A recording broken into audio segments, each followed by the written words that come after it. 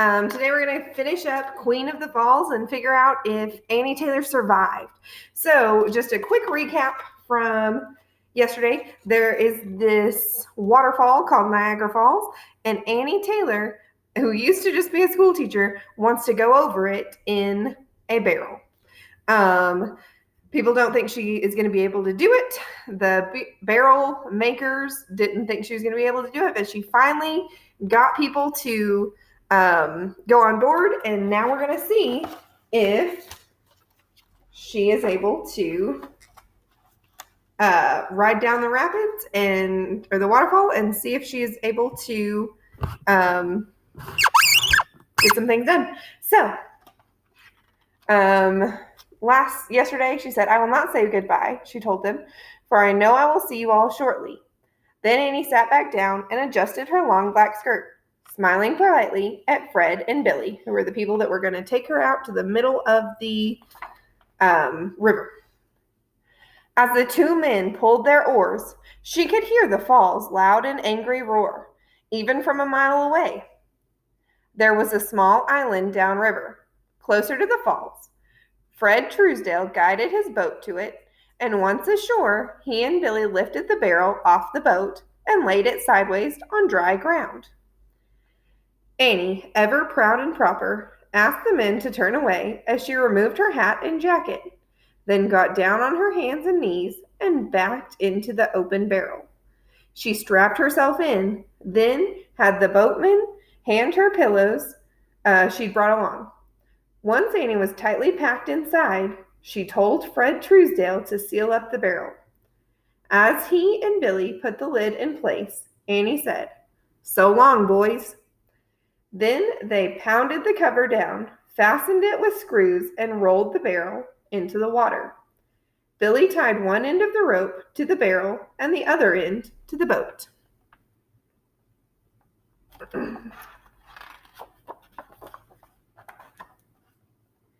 If Annie could have seen all the people who came to watch her, she would have felt proud. It was exactly what she had hoped for.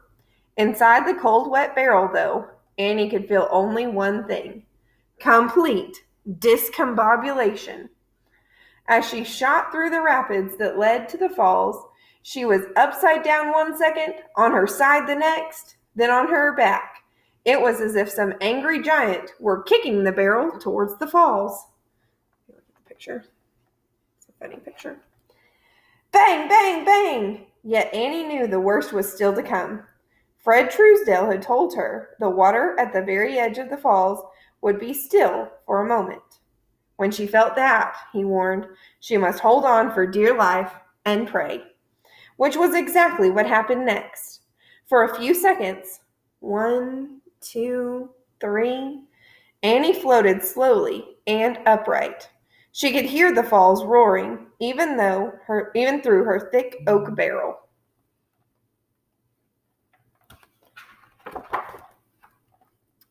"Oh, Lord," she whispered, and then she was gone. You'll see the barrel.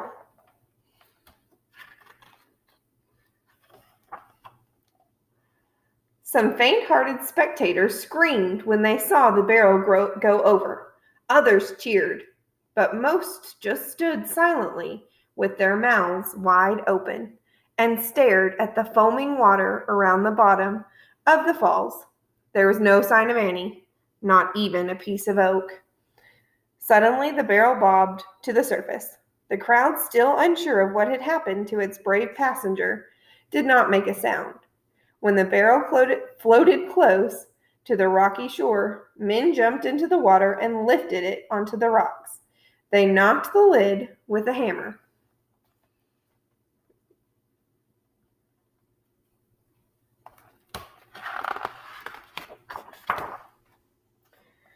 One of the rescuers knelt down and stuck his head into the dark barrel. "Miss Taylor?" he asked. It was deadly silent. "Miss Taylor?" Then a weak voice spoke. "Where am I?" "Ma'am," the man answered, "you are over the falls." Even with her rescuer's help, it took a while for Annie to squeeze out of the barrel. When she did, the crowd cheered. Annie waved back, but could barely lift her arm. She was bruised and sore. She had a cut on her forehead and felt terribly dizzy. She was able to walk to a dock nearby where Frank Russell had a carriage waiting. Annie returned to her room in the boarding house. Doctors came to examine her and said she would have to stay in bed to recover from her injuries, which were not serious. Over the following days, newspaper reporters from around the country visited Annie. Soon, her story was appearing in papers from New York to San Francisco. Americans could not have been more amazed if they had read a horse had hit a home run or a baby had been elected president. How could anyone, let alone a woman, survive the trip to down Niagara Falls? As soon as Annie felt well enough to travel, Frank Russell began to look for ways to make money. He took the widow to a large fair in nearby Buffalo. Hundreds of people lined up to buy tickets so they could see the amazing Queen of the Falls.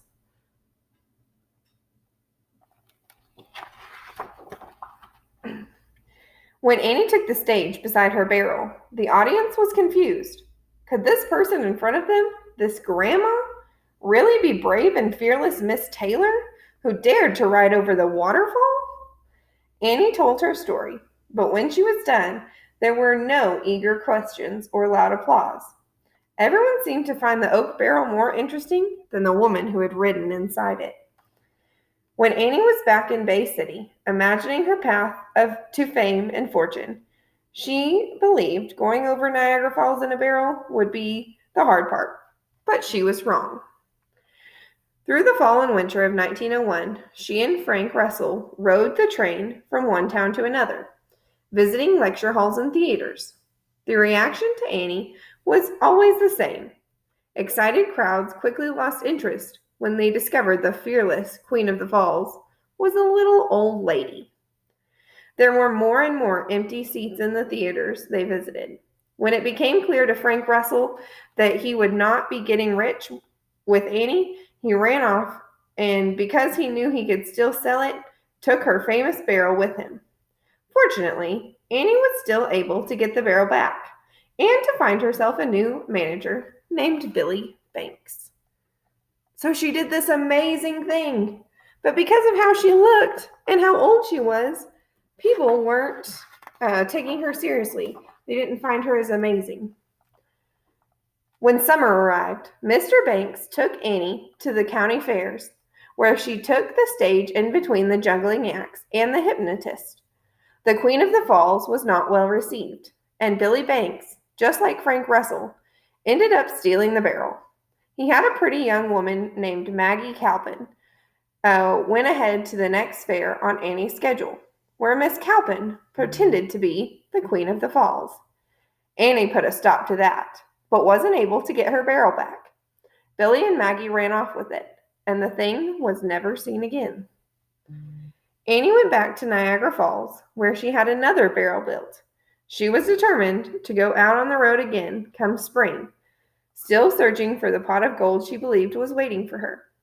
But when it came time to leave, she changed her mind. The widow had run out of steam. She decided to place her new barrel in the park she'd visited as a child near the falls. On a table in front of it, she displayed postcards of herself posing with the barrel, the copies of pamphlets she had written about her life, and her famous ride. Calling out to tourists as they passed by, Annie invited them to purchase a postcard and meet the Queen of the Falls.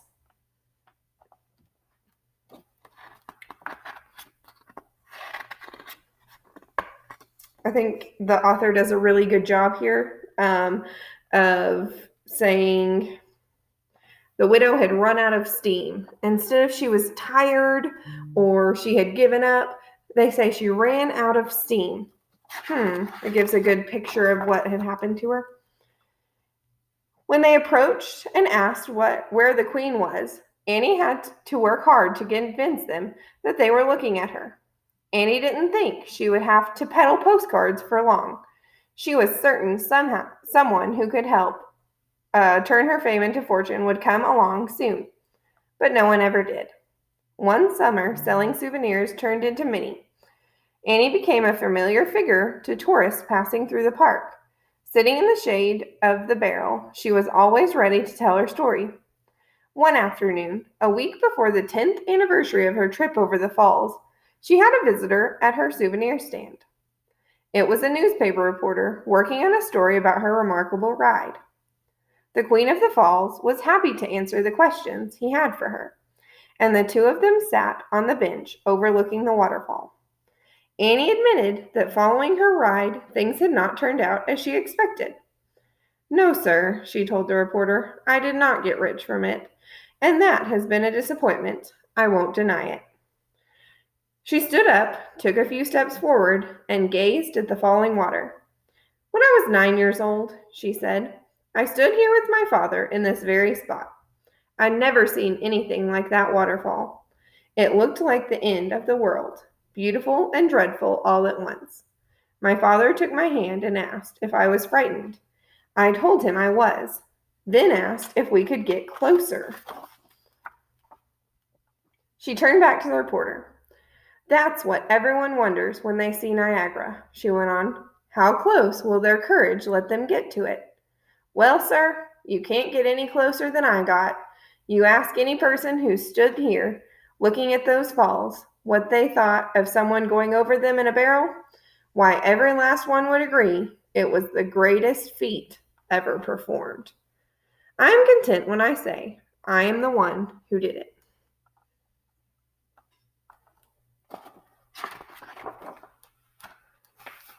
The end. And then there's an author's note that tells you about the real Annie Edson Taylor.